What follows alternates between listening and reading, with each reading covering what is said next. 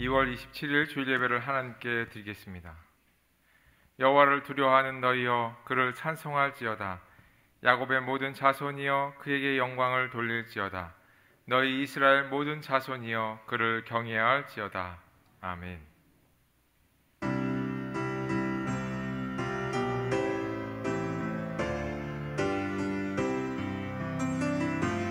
오 하나님 받으소서.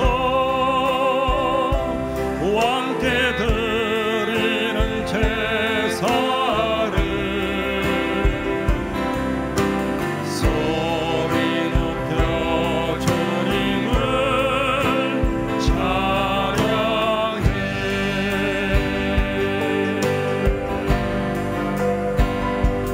홀로 하나이신 하나님 자녀된 우리 경배하고 나의 몸과 찬양을 드리네.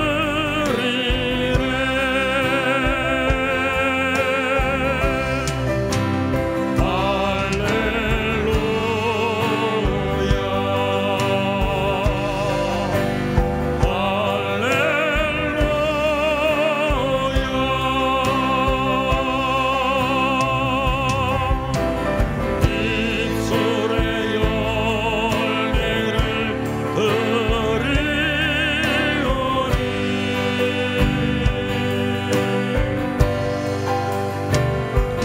오 하나님 받으소서. 왕께 드리는 제사를 소리 높여 주님을 찬양해.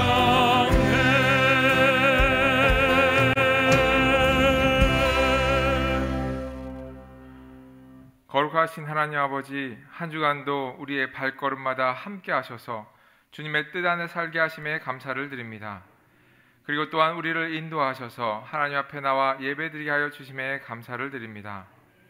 하나님 아버지, 우리는 언제나 부족하고 연약하여서 하나님의 뜻 가운데서 벗어날 때가 많습니다. 우리의 불순종과 우리의 교만과 나태함을 이 시간 회개하오니 우리의 죄를 용서하여 주시고 주님의 보혈의 피로 정결케 하여 주시옵소서. 하나님 아버지, 오늘 우리가 드리는 이 예배를 통하여 하나님께서 주시는 참된 안식을 오늘도 허락하여 주시고 예배 가운데 하나님을 만나는 기쁨이 있게 하여 주시옵소서. 그리고 우리가 올려드리는 찬양의 소리를 기뻐 받아 주시옵고 하늘 보좌에 가득 울려 퍼지게 하여 주시옵소서. 또한 하나님 앞에 우리의 마음을 다하여 기도하며 나아가오니 우리의 기도에 친히 응답하여 주시옵소서. 그리고 우리에게 주시는 하나님의 말씀을 들을 때 우리의 마음의 문이 열려지게 하여 주시고 하나님 앞에 더 가까이 가는 시간이 되게 하여 주시옵소서. 성령님, 이 시간 충만히 임재하여 주실 줄 믿사오며 영원히 살아계신 예수님의 이름으로 기도드리옵나이다. 아멘.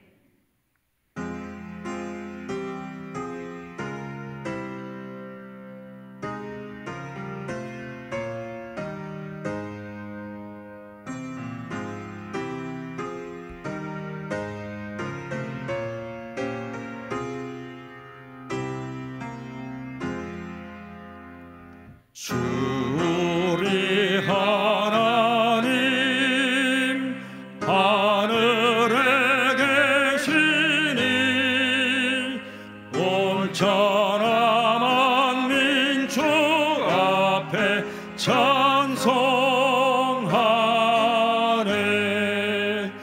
이 천지 만물도 주 앞에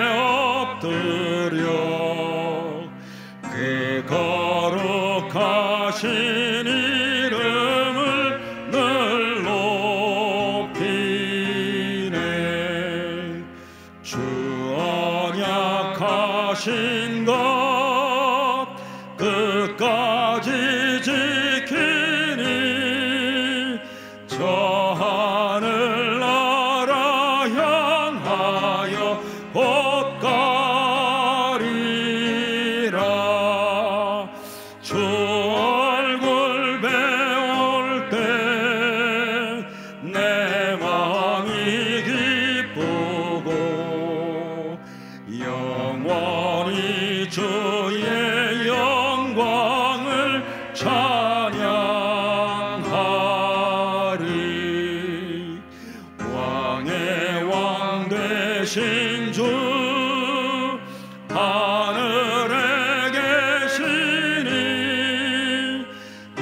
세상 죄악 이기신 구주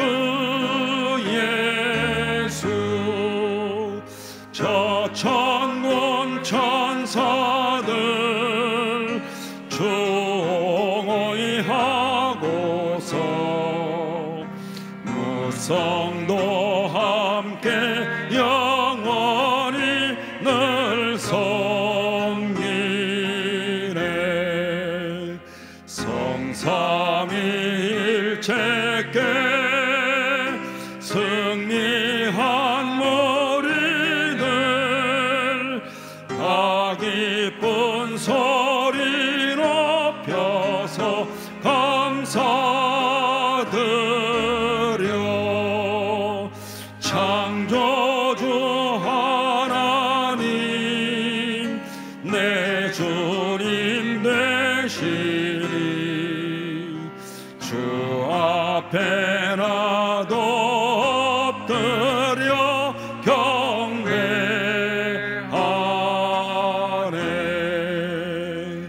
아멘.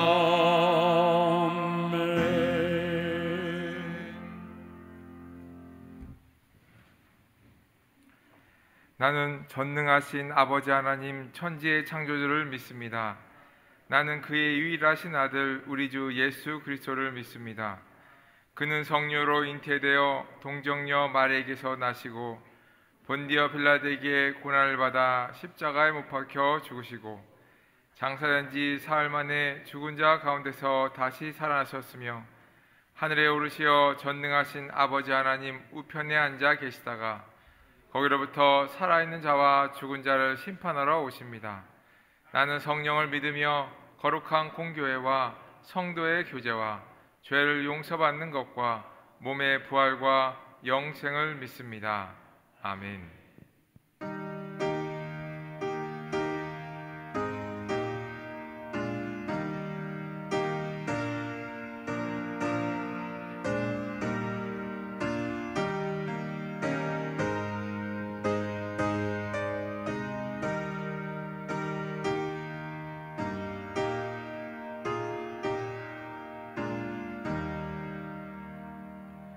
나 주의 도움 받고자 주 예수님께 빕니다. 그 구원 허락하시사 날 받아주소서. 내 모습 이대로 주 받아주소서.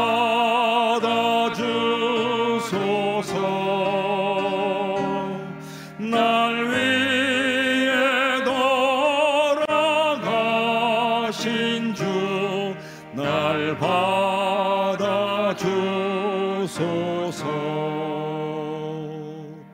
큰 죄에 빠진 영죽을 날 위해 피 흘렸으니 주 형상대로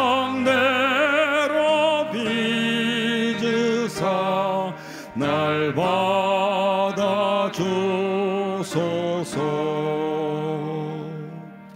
내 모습 이대로 주 받아주소서.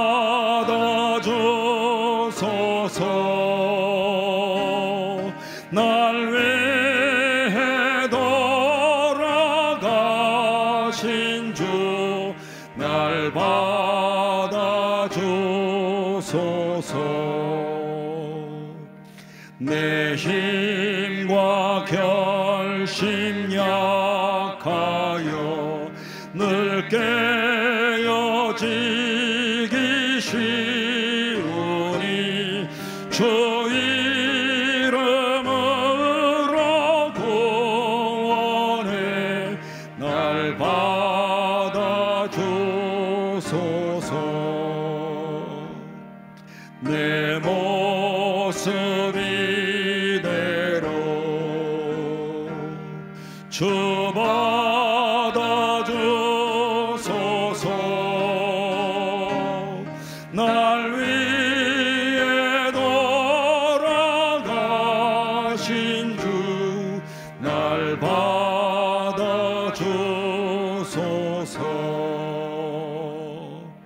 내 주님 서신 발 앞에 나 엎드렸으니 그 크신 역사 이루게 날 받아주소서.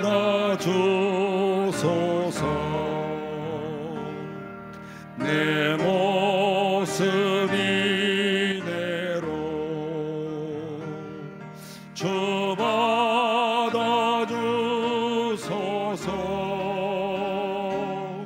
날 위해 돌아가신 주 날 받아주소서.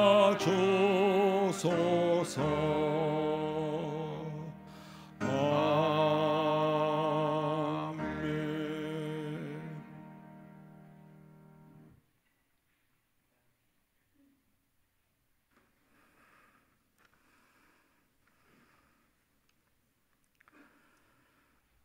얼마나 하나님 은혜가 감사한지 마음에 샘솟듯 솟구쳐오르는 기쁨의 은혜를 주신 아버지, 어떻게 해야 아버지의 기쁜 뜻을 받들어서 생활해야 하며 순종해야 하는지 저희 마음을 항상 붙잡아 주셔서 하나님이 선하신 뜻대로 사용하여 하나님께만 영광 돌리는 삶이 되게 하옵소서. 세계를 위해 기도합니다. 러시아가 우크라이나에 침공함으로 전쟁하게 되므로 우크라이나 군인들과 민간인들이 많이 희생되었고 외국으로 탈출한 민간인이 10만여 명 된다고 합니다. 우크라이나 러시아 전쟁이 하루빨리 종식되어서 평화가 이루어지게 하옵소서. 아프리카 여러 나라들이 오랫동안 비가 오지 않아서 많은 사람들이 먹지 못해서 죽어가고 있습니다. 기아에 시달리는 이 나라들을 불쌍히 여겨 주옵소서. 저희 민족을 위해 기도합니다. 우리나라 대선이 3월 9일 얼마 남지 않았습니다. 하나님 아버지, 올바른 대통령이 선출되어서 먼저는 하나님을 경외하는 대통령, 그 다음은 이 나라를 잘 다스려 안정되고 경제적으로 발전시켜 나가는 대통령이 되게 하옵소서. 교회를 위해 기도합니다. 2월은 교구별로 구역 신방하는 중에 있습니다. 각 구역마다 은혜롭게 예배하며 올 한 해 구역들이 부흥하여 소망교회가 크게 성장되어 지역사회에 빛된 소금의 역할을 잘 감당하는 교회 되게 하시고 3월에는 3월 3일부터 3월 30일까지 특별 새벽 기도에 자녀를 위한 부모 기도회를 합니다. 많은 분들이 참석해서 기도함으로 자녀들이 복된 삶이 되게 하옵소서. 아멘. 목사님 성경 말씀을 전하는 시간입니다. 말씀을 듣는 예배자들에게 성령의 감동을 주셔서 각 성도들에게 은혜의 분량대로 말씀이 깨달아지는 능력이 크게 역사해 주옵소서. 아멘. 그래서 각자의 받은 달란트대로 최선을 다해 삶으로 하나님께 부르시는 그날 칭찬받는 자들 되게 하여 주옵소서. 아멘. 오늘 예배드리는 시간마다 하나님께서 은혜 주시고 하나님께 영광 돌리는 귀한 시간 되게 하옵소서. 아멘. 이 모든 말씀 예수님의 이름으로 기도합니다. 아멘.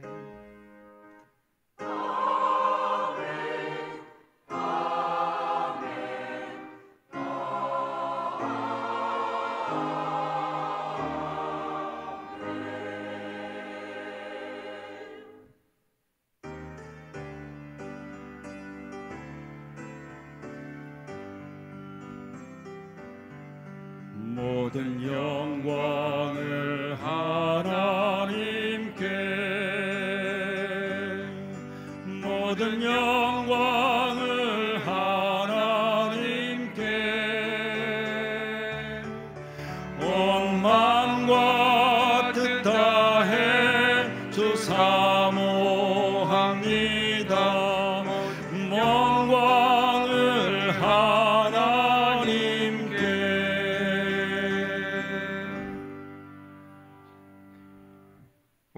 영원한 반석과 산성 되시는 하나님 아버지, 오늘도 우리에게 크신 은혜를 베풀어 주심에 감사를 드립니다.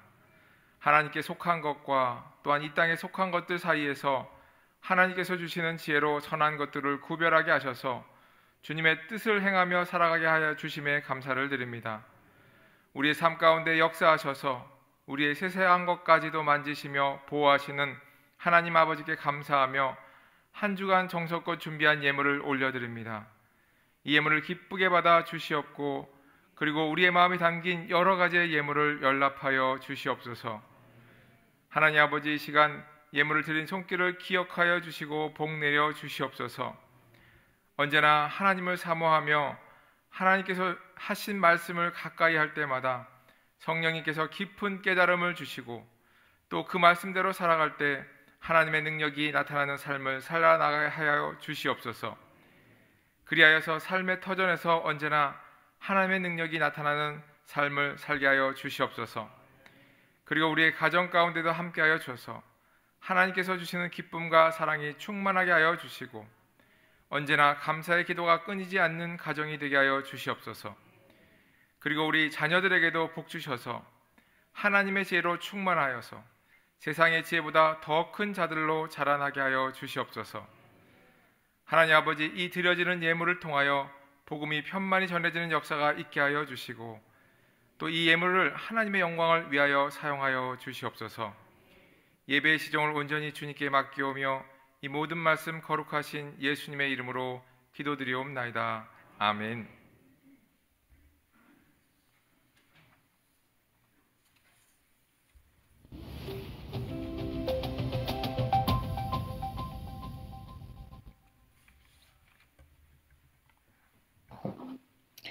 안녕하세요. 2월 넷째 주 소망 뉴스를 전해드리겠습니다. 첫 소식입니다. 이번 주부터 2022년 자녀를 위한 부모 기도회가 시작됩니다. 기간은 3일부터 30일까지이며 매주 월요일부터 금요일까지 새벽 5시 30분에 시작을 합니다. 필경대 위에서 헌금 봉투를 미리 가져가셔서 하루에 1만 원씩 자녀들의 이름으로 헌금하시고 자녀들을 위한 기도 제목을 꼭 기록하여 내시기 바랍니다. 자녀들을 위하여 기도와 물질로 심으시기 바랍니다. 심는 대로 거두게 하시는 하나님을 경험할 수 있기를 바랍니다. 교재 뒤편에 있는 출석부에 매일 스티커를 붙이시고 20일 출석하여 개근상을 받으시기 바랍니다. 교재는 이번 주 수요일 새벽에 나누어 드리겠습니다. 오늘까지 고등부 겨울 수련회가 진행됩니다. 은혜 가운데 잘 마칠 수 있도록 기도해 주시기 바랍니다. 이번 주 토요일부터 주일까지는 본 교회에서 청년부 겨울 수련회가 진행됩니다.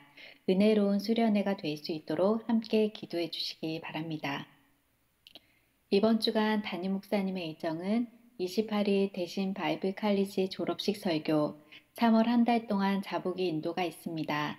지혜롭고 은혜 가운데 잘 감당하도록 기도를 부탁합니다. 학습 세례자 교육이 지난 토요일부터 시작하여 4주간 진행됩니다. 사모함과 성실함으로 교육에 임하여 은혜로운 세례식이 될 수 있도록 함께 기도해 주시기 바랍니다. 지난주 2022년 상반기 장학금을 지급하였습니다. 신대원생 3명은 전액 장학금, 대학원생 4명과 대학생 7명에게 각각 250만원과 200만원의 장학금을 전달하였습니다.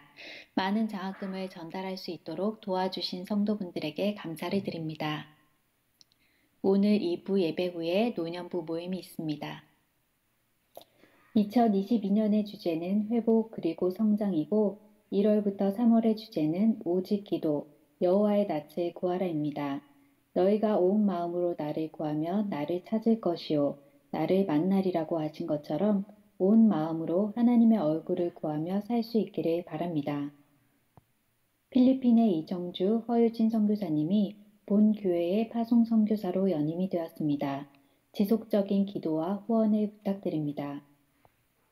김주영 권찰님, 천성민 권찰님이 딸 다은이의 돌을 맞아 감사한 마음으로, 이정현 담임 목사님, 양윤정 사모님이 범사에 감사한 마음으로 떡을 제공해 주셨습니다.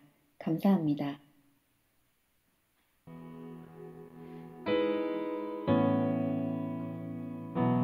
주님을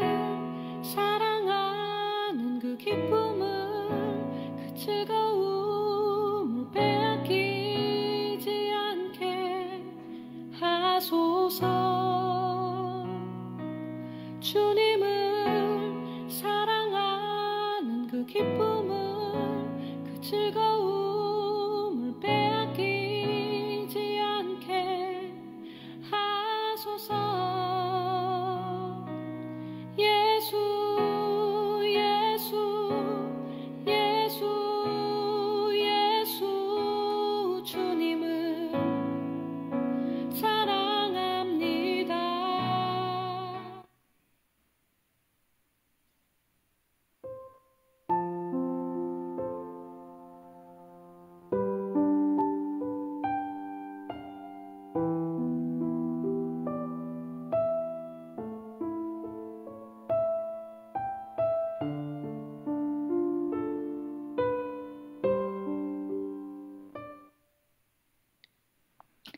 오늘 하루도 예배 가운데 큰 은혜 받으시기 바라고 한 주간 예수님에 따라 기도하고 응답받는 한 주 되시기 바랍니다. 행복한 주일 되세요. 감사합니다.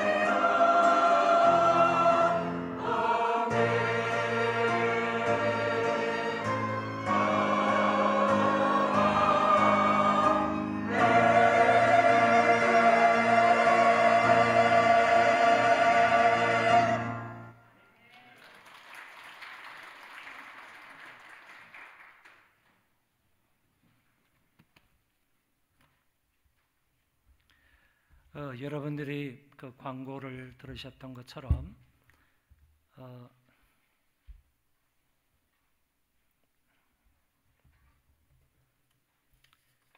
이번 주 목요일부터 자보기가 시작이 됩니다.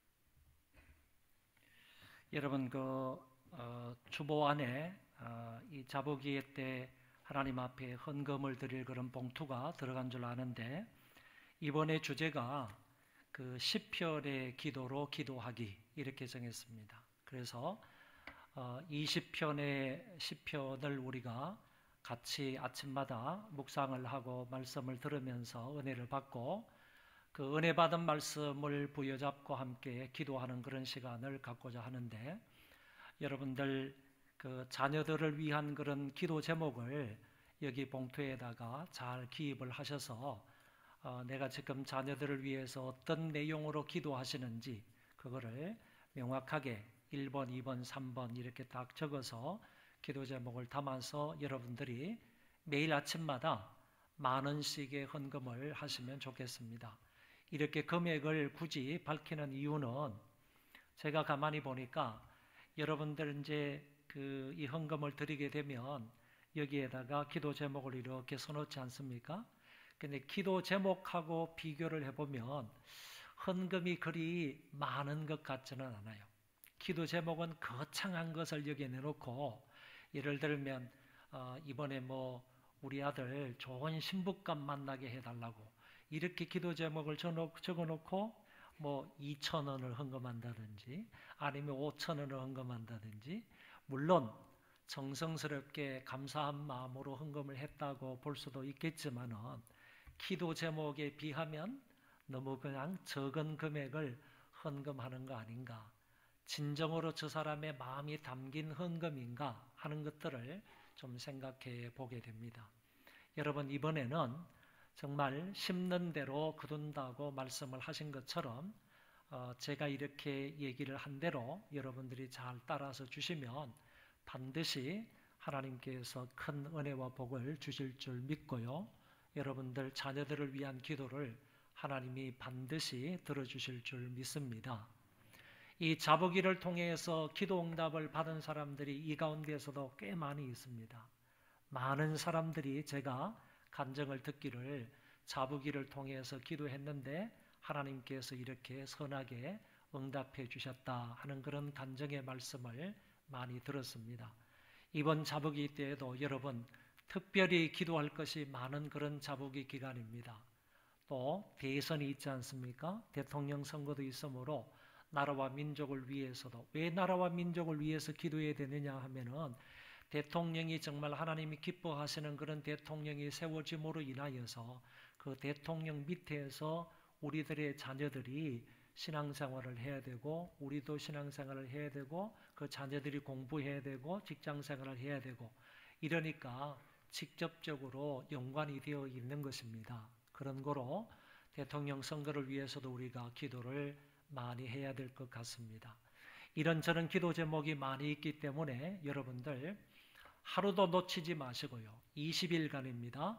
3월 3일부터 이번 주 목요일부터 시작을 해서 그리고 마지막 30일까지 월요일에서 금요일까지 일주일에 5일입니다. 4주 연속 기도회를 하는 것이니까 여러분들 다 참석해서 20일까지 다 여러분들이 마스터를 하시면, 성공적으로 출석을 하시면 그런 분들에게 이번에 좋은 선물도 준비하고 있으니까 선물도 받으시고 기도응답도 받으시고 여러 가지 하나님의 은혜를 많이 받을 수 있기를 바랍니다. 이 봉투는 밖에 많이 있으니까 여러분들이 많이 갖다 놓고 여러분 그때마다 쓰시면 좋겠다 이렇게 생각이 됩니다. 하나님 말씀을 보겠습니다. 누가복음 18장 13절 14절입니다.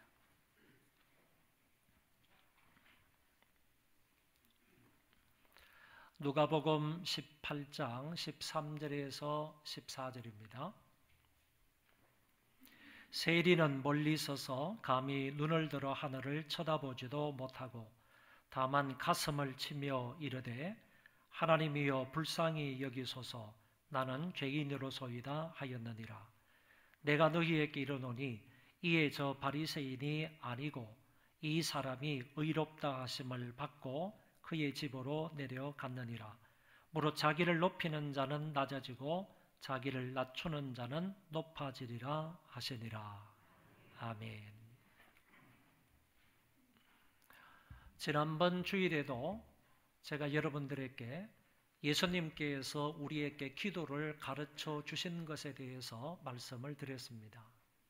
물론 지난주에는 마태복음에 나타나 있는 본문을 근거로 해서 주님께서 기도를 무엇이라고 가르쳐 주셨는지 이 부분에 관해서 살펴봄으로 은혜를 받았습니다. 오늘도 역시 예수님께서 기도를 어떻게 가르쳐 주셨는지 주님이 가르쳐 주신 기도에 대해서 함께 배우기를 원하는데, 오늘은 공감복음서 가운데 나타나 있는, 다시 말해 마태복음, 마가복음, 누가복음에 나타나 있는 예수님께서 기도를 가르쳐 주신 부분에 관하여서 말씀을 상고해 보도록 하겠습니다. 계속 말씀을 드리는 것이지만은 예수님께서 이렇게 기도를 어떻게 가르쳐 주셨는지를 우리가 살펴보는데, 그것이 너무 많기 때문에 지난주에도 말씀을 들었고 오늘도 말씀을 들을 것이고 다음 주에도 예수님께서 가르쳐 주신 기도에 대해서 배우게 될 것이기 때문에 너무 지루하지 않느냐. 같은 주제를 가지고 여러 번, 물론 본문은 다르지만은 여러 번 이렇게 설교하는 것이 우리에게는 좀 지루하지 않는가, 이렇게 생각도 되겠지만은 반대로 생각을 하면 주님께서 이렇게 우리에게 기도를 가르쳐 주신 분이 참 많다라는 생각을 가지고, 그 말은 우리가 역시 지속적으로 주님이 가르쳐 주신 그 기도를 배워야 할 필요가 있구나, 많구나 하는 점을 생각을 해서 여러분들이 몇 주간에 걸쳐서 하나님의 말씀을 듣는다고 생각을 하시면 되겠습니다. 오늘도 하나님의 말씀에 주의 집중하고 경청함으로 말씀을 잘 깨닫고 은혜 받는 복된 시간이 되시기를 바랍니다. 첫 번째, 예수님이 낙심하지 말고 끝까지 믿음으로 기도하라라는 사실을 가르쳐 주셨습니다. 이것은 예수님이 비유로 기도를 가르쳐 주신 것입니다. 누가복음 18장에 보면 그 비유가 나오는데, 이 비유를 일컬어서 불의한 재판관 비유라기도 하고, 어떤 사람은 억울한 한을 가지고 있는 그런 과부의 비유다, 이렇게도 말하기도 합니다. 그러면 불의한 재판관 비유라고 할 때는 어떤 메시지를 우리에게 주느냐 하면은, 그 불의한 재판관이 가부의 간청을 들어주었던 것처럼 우리 하나님도 우리가 열정적인 마음으로 기도하면 하나님께서 들어주신다 하는 메시지를 주신다는 겁니다. 그래서 이런 의미에서는 이 비유를 불의한 재판관 비유다 이렇게 말을 하는 것이고, 또 다른 말로 이 비유는 억울한 한을 가지고 있는 과부의 비유다라고 말할 때에는, 우리가 하나님 앞에 과부가 자기의 한을 가지고 재판관에게 나아가서 정말 여러 번 간청함으로 인하여서 기필코 그 재판관의 응답을 받아냈다 하는 측면에서 과부의 간절한 간청 기도에 초점이 맞추어져 있을 때 이 비유를 일컬어서 억울한 한 과부의 비유이다 이렇게 말을 한다는 것입니다. 저는 둘 다 틀린 말이 아니라 이것이 그냥 합해져서 둘 다 강조해도 틀림이 없는 말씀이다 이렇게 보는 것입니다. 그러면 예수님께서 이 비유를 통해 오늘 저와 여러분들에게 전하고자 하셨던 중심 메시지가 무엇인가? 그것은 바로 항상 기도하고 낙심치 말 것에 관한 비유이다. 이렇게 볼 수 있습니다. 왜냐하면 예수님께서 이 비유를 말씀하시기 이전에 이렇게 비유의 목적을 분명히 말씀하셨기 때문입니다. 예수께서 그들에게 항상 기도하고 낙심하지 말아야 할 것을 비유로 말씀하셨다. 이렇게 되어 있습니다. 한마디로 하나님께 지속성 있는 기도와 그리고 간절한 자세로 끈기 있는 간청으로 구하라 할 것을 말씀하셨다는 것입니다. 우리가 오랫동안 기도하는데도 불구하고 응답이 없을 때에는 참고 기다리면 반드시 하나님께서 응답을 해 주신다는 그런 본문의 말씀입니다. 주님이 이 비유로 가르치고자 하신 중심 메시지가 분명히 1절에 드러나 있기 때문에 오늘의 설교는 이 주제를 벗어날 수가 없다라는 얘기입니다. 기도하면서 낙심하지 말고 이 한설인 이 과부처럼 끈질기게 매어 달려 기도하면 하나님의 응답을 받는다는 말씀입니다. 반드시 하나님은 그런 사람의 기도에 응답을 해 주신다 하는 사실을 주께서 말씀을 하셨습니다. 로마서 12장 12절에 보면 소망 중에 즐거워하며 환난 중에 참으며 기도에 항상 힘쓰라 라는 말씀이 나옵니다. 이거는 사도 바울이 오늘 저와 여러분들에게 기독교인의 삶의 어떤 자세 이런 부분에 관해서 간단하게 말씀해 주신 것인데, 소망 중에 즐거워하라 이 말은 우리의 소망은 항상 천국입니다. 우리의 소망은 항상 하나님 나라입니다. 그 하나님의 나라를 항상 소망하면서 살아라. 그런데 우리가 살다 보면 여러 가지로 환난을 만날 수 있습니다. 그런 환난을 만났을 때는 그 환난 가운데에서도 인내해라. 그리고 뿐만 아니라 환난 가운데, 고난 가운데에서도 인내할 뿐만 아니라 참으며 살아갈 뿐만 아니라 그런 고난 중에도 항상 하나님 앞에 기도하면서 살아라 하는 것을 우리에게 말씀해 주셨습니다. 그런 거로 여기에도 보면 기독교인이 평소에 살아가야 할 그 삶의 태도가 어떻게 해야 하는지를 주님께서 바울이 분명히 말씀하여 주셨기 때문에 우리는 고난 가운데서도 환난 가운데서도 낙심하지 아니하고 항상 기도에 힘쓰며 살아야 한다 하는 말씀을 배우게 되는 것입니다. 다시 본문으로 돌아가서 이 비유의 핵심된 내용이 누가복음 18장 6절에서 8절에 이렇게 기록되어져 있습니다. 주께서 또 이르시되 불의한 재판장이 말한 것을 들으라. 하물며 하나님께서 그 밤낮 부르짖는 택하신 자들의 원한을 풀어주지 아니하시겠느냐? 그들에게 오래 참으시겠느냐? 내가 너희에게 이르노니 속히 그 원한을 풀어주시리라. 그러나 인자가 올 때에 세상에서 믿음을 보겠느냐 하시니라. 여기 주님이 그의 결론적으로 말씀을 해 주시기를 하나님 앞에 밤낮 부르짖는 택하신 자들의 원한을 하나님이 반드시 들어주신다. 불의한 재판관이 그 과부의 간청을 들어준 것처럼 불의한 재판관임에도 불구하고 과부의 간청을 들어줬지 않느냐?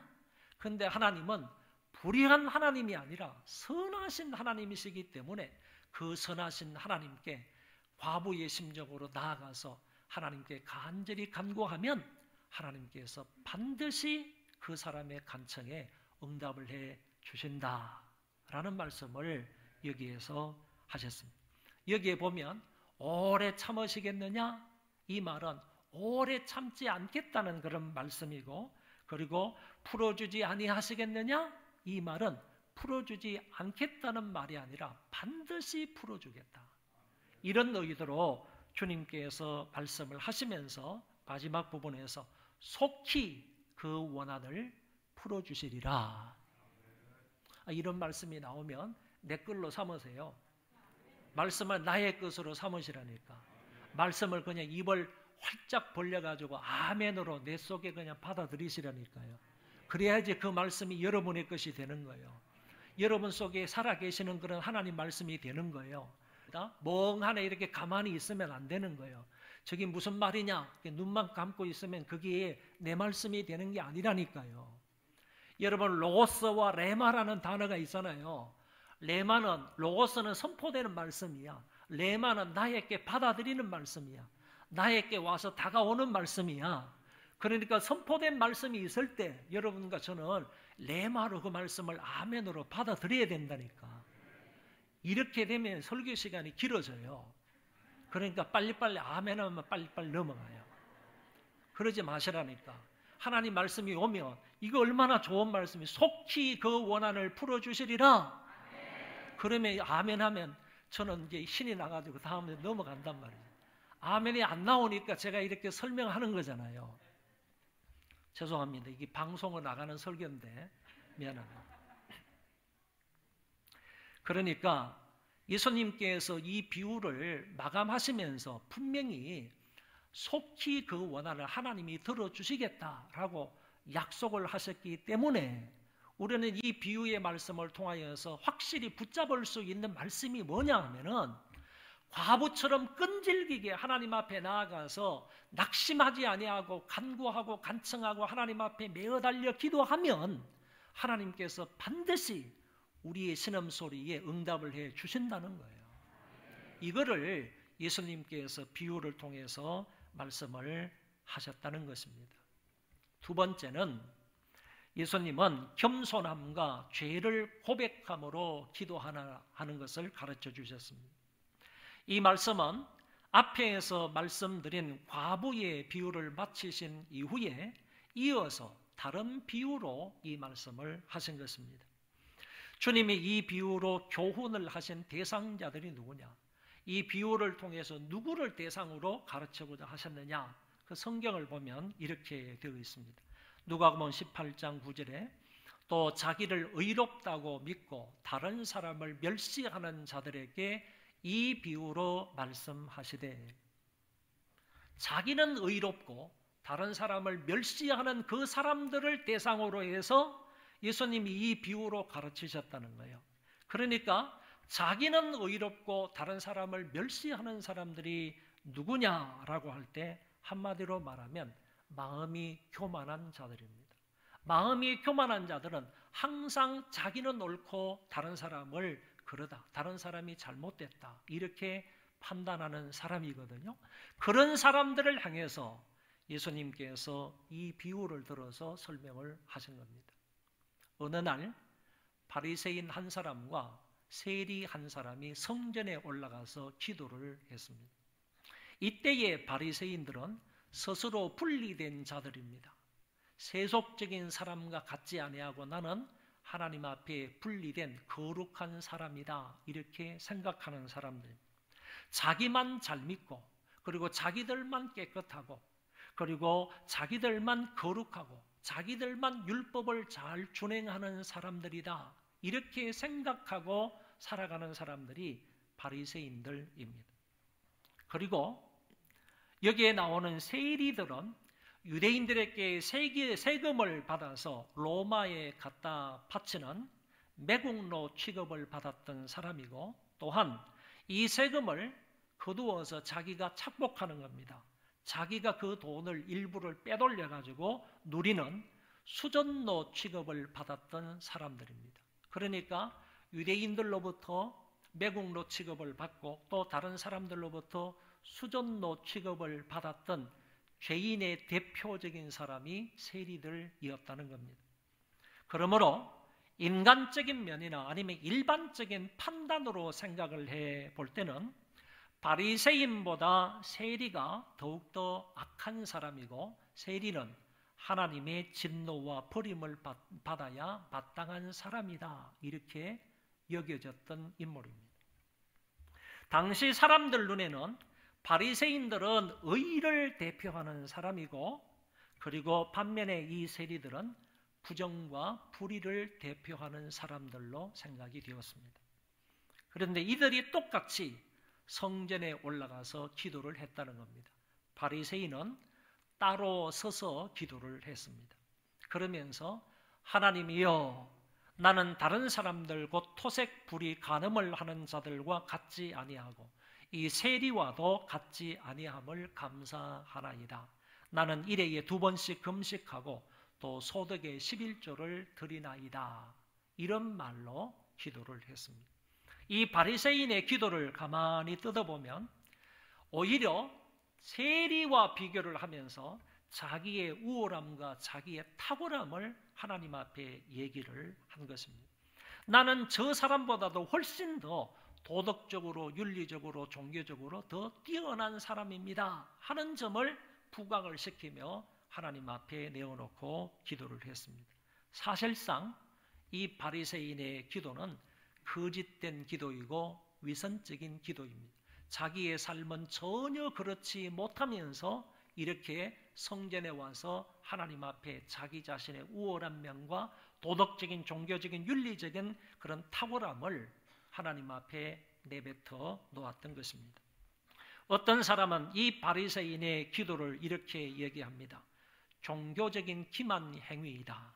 또 어떤 사람은 자신의 넋두리이다. 그리고 또 어떤 사람은 자화자찬한 독백일 뿐이다. 이런 말로 바리새인의 기도를 평가했습니다. 이어서 세리가 기도합니다. 13절에 보면 세리는 멀리 있어서 감히 눈을 들어 하늘을 쳐다보지도 못하고 다만 가슴을 치며 이르되 하나님이여 불쌍히 여기소서 나는 죄인이로소이다. 세리는 하나님 앞에서요, 자기 자신의 초라한 모습, 죄악된 모습을 드러내 보이기 위해서 한쪽 구석에서 일어서서 기도를 합니다. 그는 감히 눈을 들어 하늘을 쳐다보지도 못하고 대신 자기의 가슴을 두들기면서 기도를 합니다. 애통한 마음으로 아버지여 나는 죄인입니다. 나를 불쌍히 여기소서. 나를 불쌍히 여겨달라고 하나님의 긍휼하심에 호소를 합니다. 이 사람의 기도는 단순하며 회개에 초점이 맞춰져 있습니다. 하나님의 긍휼에 자기 자신의 죄인임을 드러내면서 호소를 하고 있다는 얘기입니다. 두 사람의 기도의 모습을 비유로 예수님께서 기도를 가르쳐 주셨는데 직접적으로 예수님이 결론을 내리셨습니다. 이 두 사람의 기도를 보시면서 또는 두 사람의 기도 예를 들면서 그 사이에서 예수님께서 결론을 내리시며 이렇게 말씀을 하셨다는 겁니다. 내가 너희에게 이르노니 이에 저 바리새인이 아니고 이 사람이 의롭다 하심을 받고 그의 집으로 내려갔느니라. 무릇 자기를 높이는 자는 낮아지고 자기를 낮추는 자는 높아지리라. 두 사람이 기도했는데 똑같이 성전에 올라가서 기도했는데 예수님의 판단은 어떤 판단이냐 하면은 의롭다함을 받고 간 사람이 누구냐, 하나님 앞에 응답을 받고 간 사람이 누구냐 하는 점을 주님께서 분명하게 말씀을 하셨다는 겁니다. 의롭다함을 받고 간 사람은 자기가 의롭다고 말한 사람이 의롭다함을 받고 간 것이 아니고 나는 죄인입니다. 나를 불쌍히 여겨달라고 가슴을 치며 통행하며 회개하는 그 사람이 나는 죄인입니다. 쓸모없는 죄인입니다. 라고 자기 자신의 죄인됨을 하나님 앞에 그대로 내어놓고 간절히 통행했던 그 사람이 오히려 하나님 앞에 의롭다함을 받고 인정을 받고 돌아갔다는 얘기입니다. 누가 의롭다함을 받을 수 있느냐? 자기의 의를 드러내는 사람이 아니라는 거예요. 나는 이처럼 다른 사람과 비교해 볼 때 종교적으로 뛰어난 사람입니다. 적어도 일주일에 2번씩 금식합니다. 11조를 온전히 바칩니다. 이렇게 말하는 사람이 하나님으로부터 의롭다함을 받는 게 아니고요. 겸손하게 자기 자신을 낮추면서 회개하면서 기도하는 그 사람이 하나님 앞에 의롭다함을 인정받는다는 말씀이에요. 주님께서 이 비유를 통해서 우리에게 말씀하시고자 하시는 게 뭐냐? 자기 자신을 높이면 낮아진다는 거예요. 낮추면 높아진다는 거예요. 다시 말하면 기도할 때 자기 자신을 낮추고 겸손한 마음으로 기도하라는 거예요. 자기의 가슴을 뜯으면서 하나님 앞에서는 저는 긍휼을 얻지 못할 죄인입니다. 하나님의 용서를 받지 못할 그런 악한 죄인입니다. 그런 마음으로 자기의 가슴을 치면서 가슴을 뜯으면서 자기를 낮추고 기도하는 그런 사람이 하나님 앞에 응답을 받는다고 가르쳐 주신 겁니다. 그런 거로 이 비유를 통해서 우리가 교훈을 받은 것처럼 하나님 앞에 기도를 드릴 때요, 자기 자신을 낮추셔야 됩니다.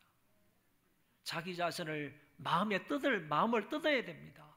겸손한 자세로 회개하며 하나님 앞에 기도할 때 하나님으로부터 응답을 받게 되고 하나님으로부터 인정을 받을 수 있다는 말씀입니다. 세 번째는 예수님은 합심하여 기도하라고 가르쳐 주셨습니다. 마태복음 18장 19절에 합심하여 기도하면 하늘에 계신 내 아버지께서 들어주신다. 여기 또 아멘 안 하세요? 우리가 합심하며 기도하면 하나님 아버지께서 들어주신다, 이렇게 말씀을 하셨는데, 여러분 여기에서 합심이라는 말이 대단히 중요해요.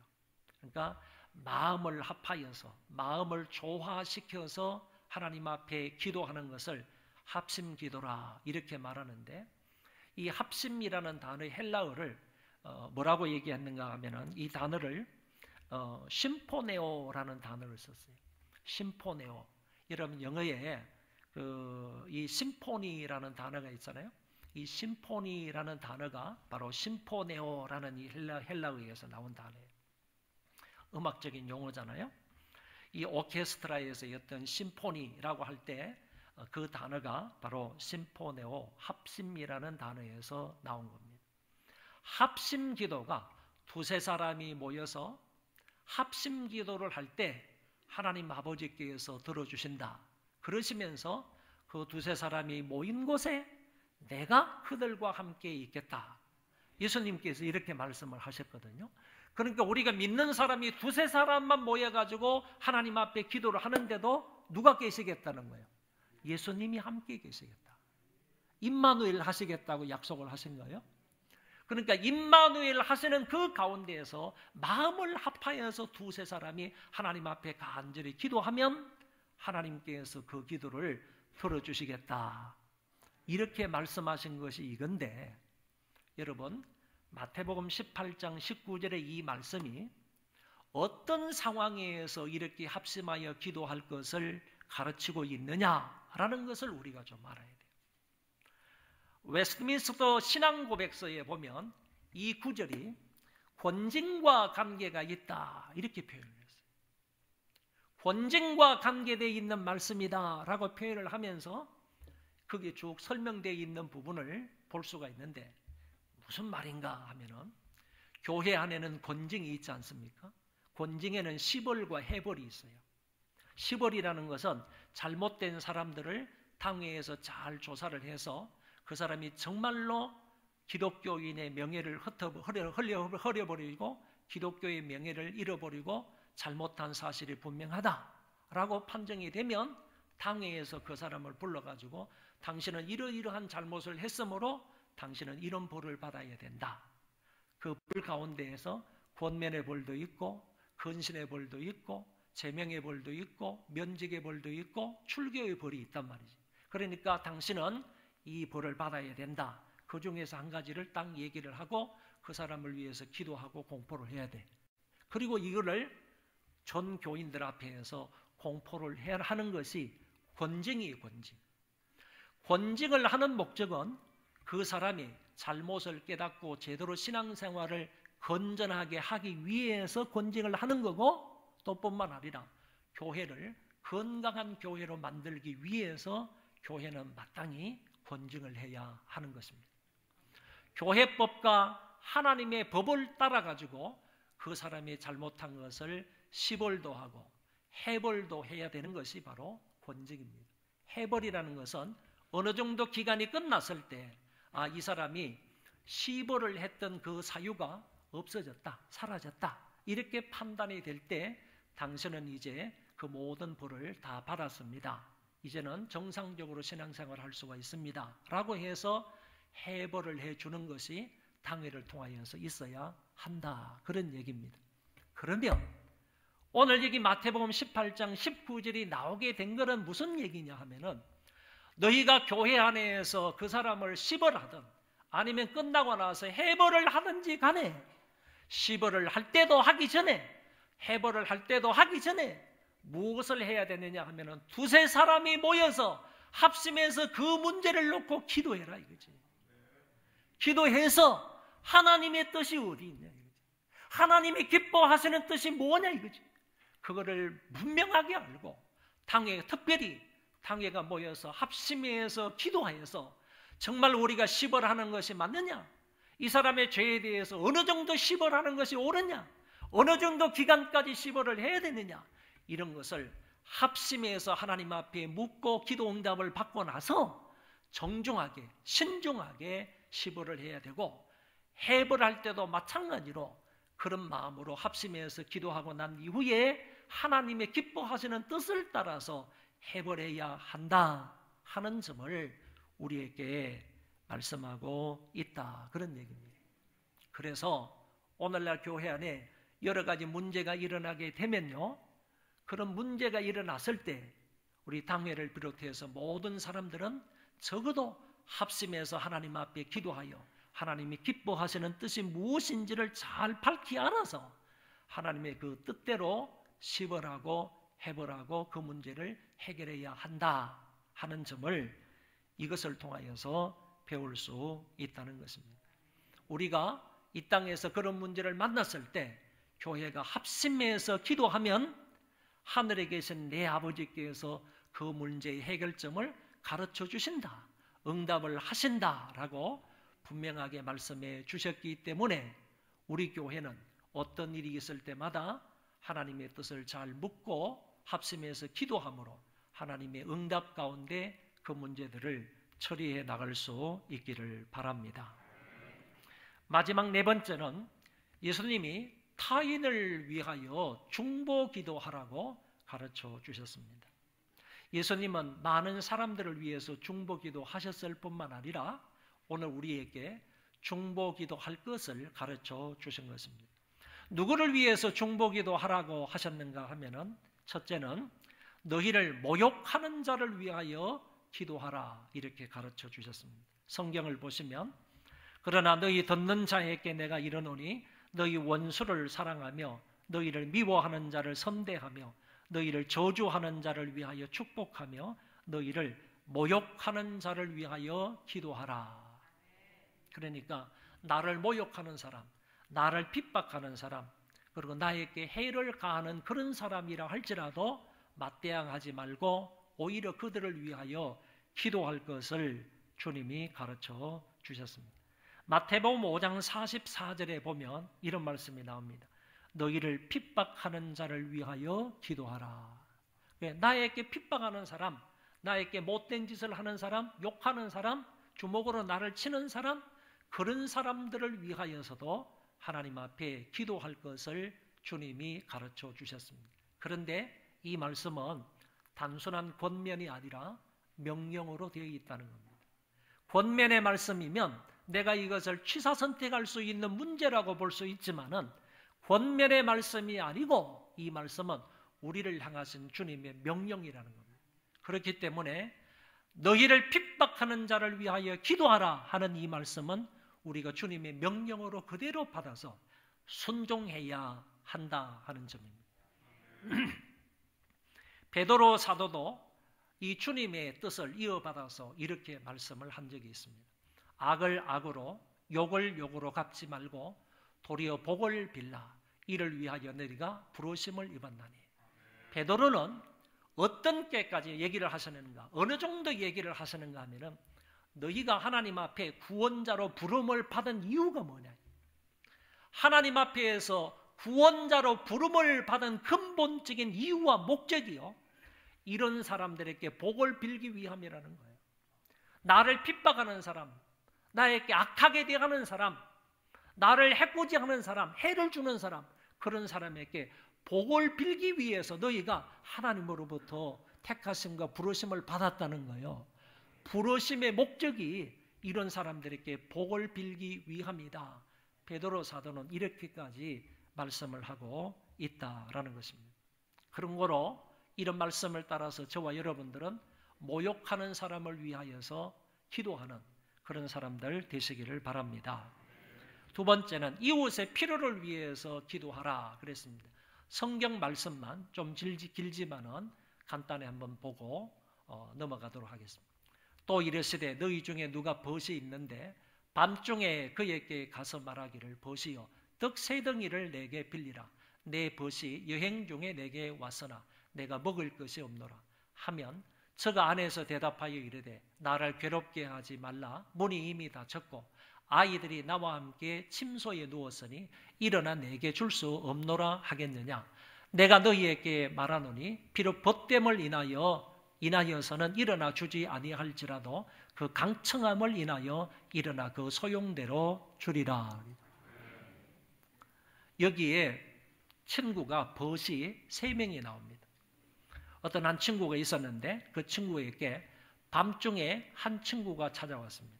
그런데 그 친구가 배가 많이 고팠던 것 같습니다. 그런데 자기 집에는 먹여줄 것이 없습니다. 자기 집에는 그 친구를 대접할 만한 것이 없었습니다. 그래서 또 다른 친구에게 찾아가가지고 친구가 밤중에 찾아왔는데 배가 고픈가 보다고 그래서 떡 3덩이를 빌려달라고 얘기를 했습니다. 그런데 그 친구가 하는 말이 이미 문은 닫혔다. 아이들은 잠자고 있다. 그래서 네가 그 딱한 사정이지만은 내가 너에게 그 떡을 빌려줄 수가 없다. 그런데도 불구하고 이 친구는 계속적으로 그 친구에게 간청을 하는 겁니다. 그때 강청함을 인하여서 내가 너의 소용대로 줄 것이다. 이렇게 말하는 것이 주님의 이 비유의 말씀입니다. 여러분 생각해 보시기를 바랍니다. 이 친구는 자기가 먹기 위해서 떡을 빌리는 거 아닙니다. 자기가 배고파서 떡을 빌리러 간 게 아니라니까요. 자기가 먹고 싶어서 떡을 빌리러 간 게 아니고 자기에게 찾아온 친구를 위해서 떡을 빌리러 간 거예요. 이게 이웃의 필요를 위하여서 하나님 앞에 중보기도하는 것이라는 거예요. 예수님께서 이 비유를 통해서 너희들의 필요를 위해서 기도하는 게 아니라 다른 사람의 필요가 있으면 그 다른 사람의 필요를 네 마음에 안고 하나님 앞에 그 사람의 필요를 위해서 기도해라 이거야. 그러면 너희가 간청하게 된다면 하나님께서 그 간청의 소리를 들어서 너희의 간청의 소리로 인하여서 그 사람의 필요를 채워주겠다는 거지. 이런 기도를 주님께서 가르쳐 주셨다는 거예요. 이웃의 필요를 위해서 엎드려 하나님 앞에 중보기도하면 하나님이 들어주시겠다라는 그런 말씀입니다. 마지막 한 가지 더 보면 예수님께서 너희와 너희 자녀를 위해서 울라라는 것을 가르쳐 주셨는데 말씀을 우선 조금 넘어가서 보도록 하겠습니다. 예수님께서 십자가를 지고 골고다 언덕을 올라가시는데 물론 예수님은 이미 지치고 피곤하고 그리고 매를 맞은 상태이기 때문에 당신 자신의 몸이 피투성이가 된 채였습니다. 그런 몸으로 예수님이 십자가를 지고 올라가다가 그 십자가의 무게를 이기지 못하여 가시다가 쓰러지고 또 쓰러지셨습니다. 그랬더니 로마 군인이 구레네 시몬이라는 사람을 끌어다가 예수님 대신에 그 십자가를 지고 올라가게 만들었습니다. 그 당시 많은 사람들이, 많은 군중들이 따라오면서 예수님을 조롱했던 것 같습니다. 그럼에도 불구하고 예수님이 그 피투성이가 된 그 몸이랑 그리고 십자가를 지고 가시다가 쓰러지시는 그 예수님을 보시고 많은 여인들이 울면서 가슴을 치며 슬피 울며 주님을 따르는 그런 여인들의 무리도 있었습니다. 슬피 울면서 가슴을 치면서 우는 그 여인들을 보시면서 예수님께서 이 말씀을 하셨다는 겁니다. 나를 위하여 울지 말고 너희와 너희 자녀를 위하여 울라. 여러분, 나를 위하여 울지 말라 하는 말씀이 무슨 말씀인가 하면은 나는 지금 십자가를 지고 하나님의 뜻대로 이 길을 걸어가고 있는 중이다. 나는 이 십자가의 길을 가는 것, 내가 이 십자가를 지고 골고다 언덕에 올라가서 십자가에 달려 죽는 것이 나를 향하신 하나님의 뜻이다. 하나님의 뜻을 행하러 가는 길이다. 이거를 내가 순종의 길을 가고 있기 때문에 너희들이 나를 위해서 울면서 나를 동정할 필요가 없다, 그런 얘기예요. 나를 위해서 울지 말라 하는 것은 이 여인들, 너희들이 지금 울면서 내가 가는 이 길이 이렇게 슬프다고, 정말 애달프다고, 나를 위해서 이렇게 슬퍼하면서 동정을 하고 있는데 나를 위하여 동정할 필요가 없다는 거예요. 나를 위해서 울지 말라 하는 말이 그런 의도라니까. 나는 인간들로부터 동정을 받아야 할 존재가 아니라는 거예요. 나는 지금 하나님의 뜻을 행하러 가는 길이라는 거예요. 십자가의 길, 이 생명의 길을 걸어가는 것이기 때문에 너희들로부터 동정을 받을 필요가 없다는 거예요. 이런 쪽으로 주님께서 나를 위하여 울지 말라 이렇게 말씀을 하시고 나서 너희들의 동정의 대상을 너희 자신들과 너희 자녀들에게 돌려주신 것이 바로 그 다음의 말씀이에요. 너희와 너희 자녀를 위해서 울라 이거죠. 그러니까 이 여인들의 동정은 주님을 동정하는 게 아니라 진정으로 동정해야 할 것은 자기들 자신과 자기들의 자녀라는 거예요. 자녀라는 거예요. 이런 쪽으로 주님께서 너희와 너희 자녀를 위해서 울라라고 말씀을 하셨다는 것입니다. 이 말은 해석을 하면요, 너희가 기도해야 할 것은 너희 자신들을 위해서 울며 기도해야 되는 거고, 더 나아가서 너희들의 자녀들을 위해서 울며 기도해야 되는 것이다. 이렇게 주님께서 가르쳐 주셨다라는 얘기입니다. 그러면 왜 예수님께서 하필 그 십자가를 지고 골고다 언덕을 올라가시면서 피투성이가 된 그 몸으로 그 여인들에게 너희와 너희 자녀들을 위해서 울라, 왜 너희들이 이렇게 울면서 기도해야 되는지를 거기에서 말씀을 하셨겠느냐라는 것입니다. 그 뒤에 말씀을 보면 예수님께서 이렇게 말씀하셨습니다.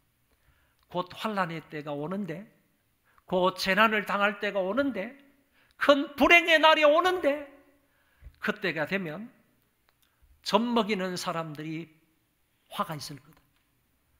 아이 된 사람이 화가 있고 젖먹이는 사람들이 화가 있을 거라는 거예요. 환난의 때가 곧 오는데 그때는 바로 로마에 의해서 예루살렘이 점령되는 때입니다. 로마에 의해서 이스라엘이 점령되고 그 전쟁으로 인하여서 이스라엘이 폐허가 되는 그 환난의 때요. 그 환난의 때가 곧 온다는 거예요.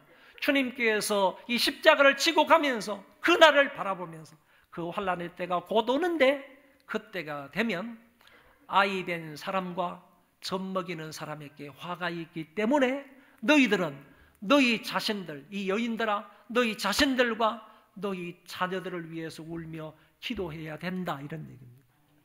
그 환난의 때를 믿음으로 잘 극복해 나가기 위해서, 환난의 때를 잘 이겨나가기 위해서 너희들이 그날을 준비하며 이렇게 울면서 자녀들을 위해서 기도해야 한다 하는 점을 주께서 가르쳐 주신 것입니다.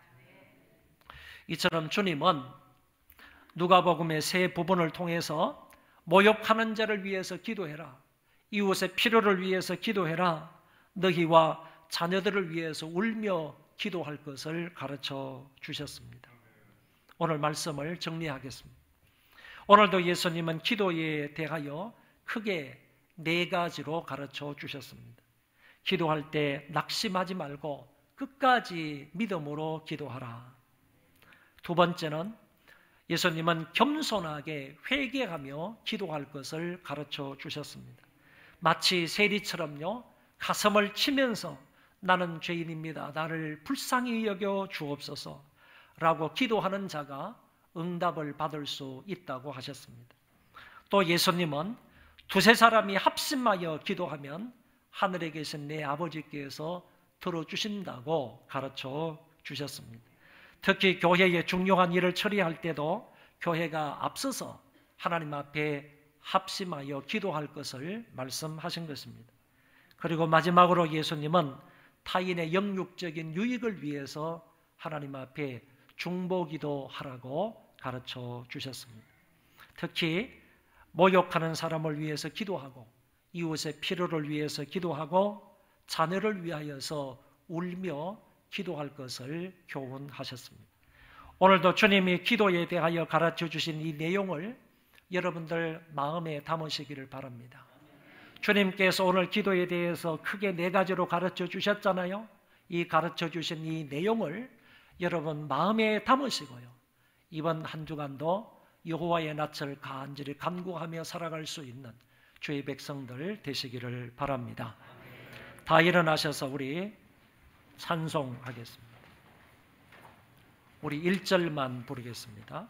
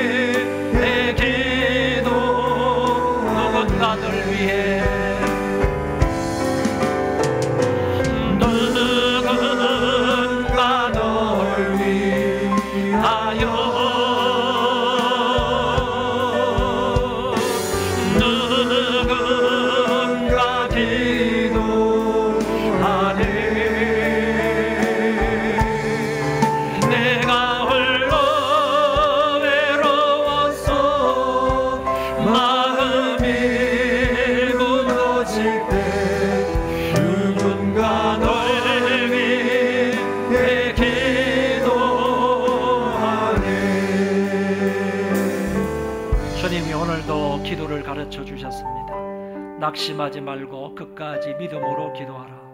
겸손하게 회개하며 기도하라. 두세 사람이 합심하여 기도하라.